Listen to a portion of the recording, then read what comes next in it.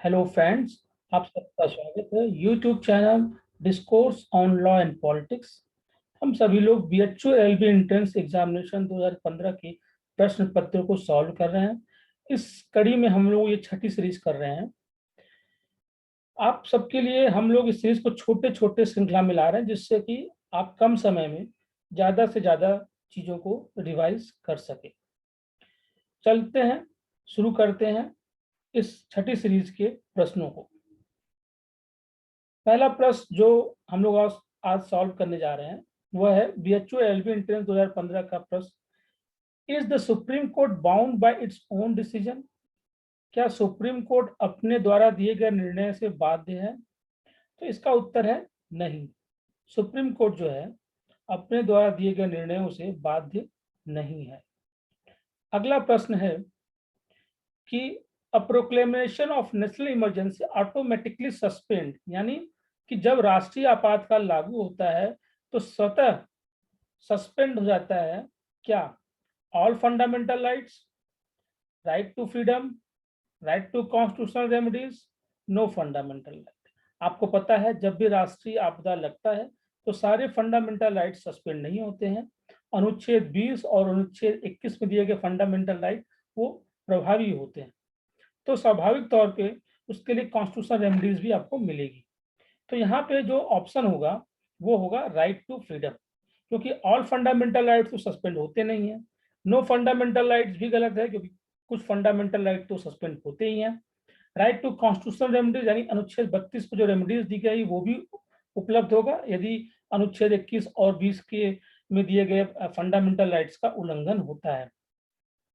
अगला प्रश्न है all India services come under article, यानी अखिल भारतीय सेवा किस अनुच्छेद के अंतर्गत आती है?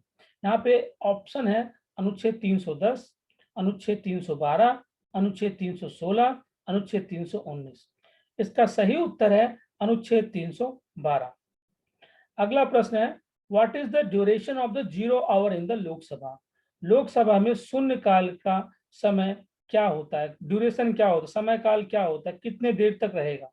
पहला ऑप्शन है 15 मिनट के लिए, दूसरा ऑप्शन है हाफ एन आवर, तीसरा ऑप्शन है 1 आवर और चौथा ऑप्शन है नॉट स्पेसिफाइड। इसका सही उत्तर है हाफ एन आवर। शून्य काल का समय लोकसभा में जो होता है वो दोपहर के 12 बजे के बाद होता है, आधे घंटे के लिए, जिसमें संसद के यानी लोकसभा के सभी सदस्यों को यह अधिकार है वो किसी भी मुद्दे पे जो है चर्चा के लिए बात कर सकते हैं, चर्चा कर सकते हैं। अगला प्रश्न है who among the following coined the word gram sabha? Gram Swaraj, Gram Swaraj शब्द को प्रथम बार किसने प्रयोग किया? यहाँ पे चार ऑप्शन है पंडित नेहरू, अंबेडकर, महात्मा गांधी, मदन मोहन मालवीय। इसका सही उत्तर है महात्मा गांधी। महात्मा गांधी ने सर्वप्रथम ग्राम स्वराज जैसे शब्द का इस्तेमाल किया था। अगले प्रश्न की तरफ चलते हैं कि the women's reservation bill was introduce in the parliament, यानी जो महिलाओं का जो रिजर्वेशन बिल है वो पहली बार कब लाया गया संसद में? इसका सही उत्तर है वर्ष 2008। वर्ष 2008 में पहली बार विमेंस के रिजर्वेशन के लिए बिल लाया गया। आपको बताते चले 1993 में जब 73वां संविधान संशोधन लागू हुआ और 74वां संविधान संशोधन लागू हुआ तो ग्राम पंचायत में जो है रिजर्वेशन के लिए जो है महिलाओं के रिजर्वेशन के लिए जो बिल लाया गया था, जो पास भी हो गया था, वह वर्ष था 1993। Preview purse was abolished by the which amendment? 24th amendment, 25th amendment, 26th amendment, 27th amendment। यहाँ पे इसका उत्तर होगा 26th amendment। प्रीव्यू पर्स एक प्रकार का पेंशन था जो उन सभी राजाओं को दिया जाता था जो स्वतंत्रता से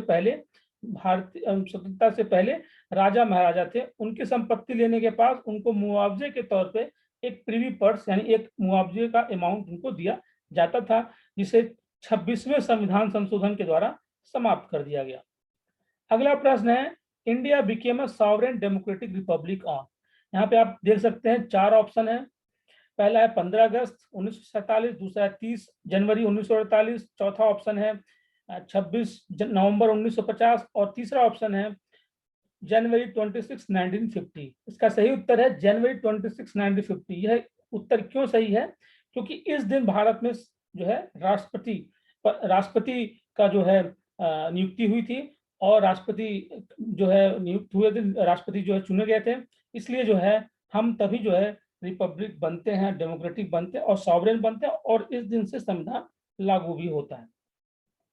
इन a written constitution the task of interpretation goes to, यानी एक लिखित संविधान में उसको इंटरप्रिटेशन यानी उसकी जो है व्याख्या करने का राइट या अधिकार या किसका दायित्व बनता है लिखित संविधान का? इसका उत्तर होगा जुडिशरी। हालांकि यहाँ पे एग्जीक्यूटिव, लॉ डिपार्टमेंट और लेजिस्लेचर है, लेकिन यह इनका दायित्व नहीं है।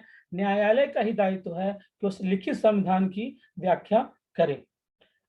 इस सीरीज की अंतिम प्रश्न को देखते हैं कि टू नेशन थ्योरी का प्रतिपादन कौन किया था? उसका सही उत्तर है M.A. जिन्ना यानी मोहम्मद अली जिन्ना। सरोजनी नायडू, जवाहरलाल नेहरू और फिरोज शाह मेहता जैसे लोगों ने कभी भी टू नेशन थ्योरी के बारे में बात नहीं किया था। M.A. जिन्ना यानी मोहम्मद अली जिन्ना ने इसके बारे में चर्चा किया, जिसके पश्चात आपने देखा भारत और पाकिस्तान दो नए राष्ट्र बन के तैयार होते हैं। तो इस प्रकार से यह छठी सीरीज थे जिसमें हमने 10 प्रश्नों को शामिल किया।